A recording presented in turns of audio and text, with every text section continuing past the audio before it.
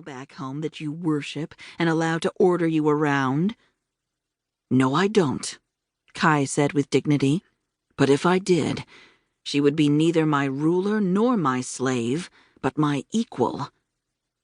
His answer was met with roars of derision and mockery as they dragged him from the landing area down a long metal corridor. Their shouts and the sounds of their marching boots filled the hallway with echoes and filled Kai's heart with misgivings. What kind of savages had he been taken by?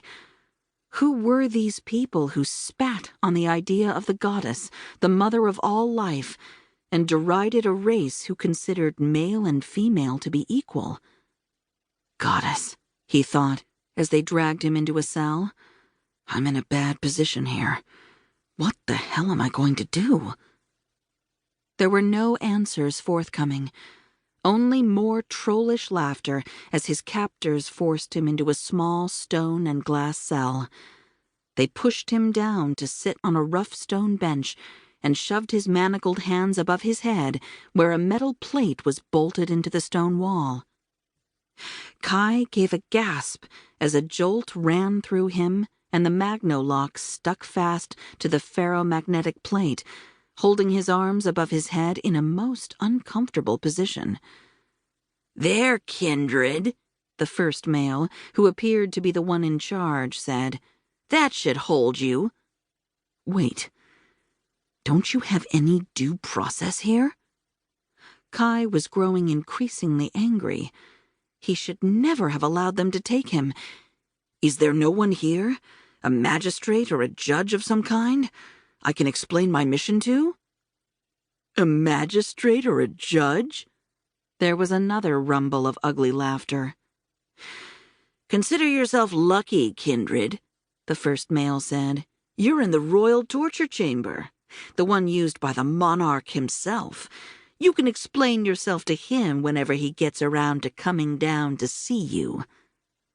His dark blue face split into an ugly grin, showing teeth that badly needed cleaning. "But I wouldn't hold your breath.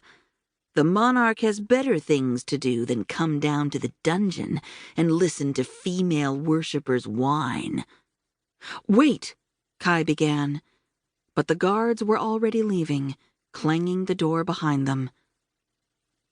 For a time, Kai struggled with the magnolocks holding his arms above his head, but though his considerable muscles bulged, there was no moving them.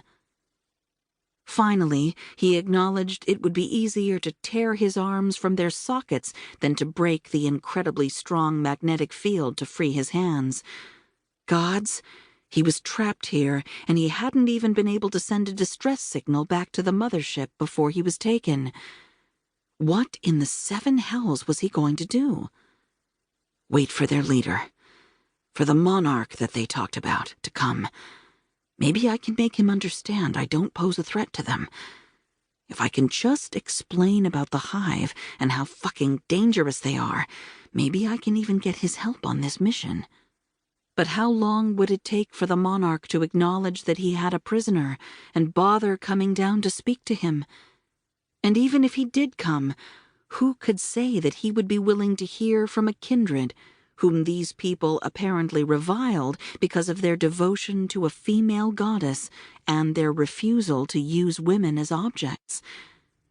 With a groan, he slumped back against the cold metal plate and let himself sag in his restraints.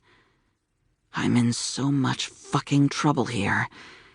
How am I going to get out of this? Again, he had no answers. He also had no idea that someone was watching him. Danella had been watching from the start. She was a princess of the blood and had grown up in the palace, so she knew all the ins and outs of the historic building. In fact, she knew about something no one else did, a series of secret passageways behind the panels with hidden spy holes in the walls. These must have been placed by the builders of the palace centuries ago and then forgotten, and Dani, being intelligent and naturally curious, had found them. Now she used them often.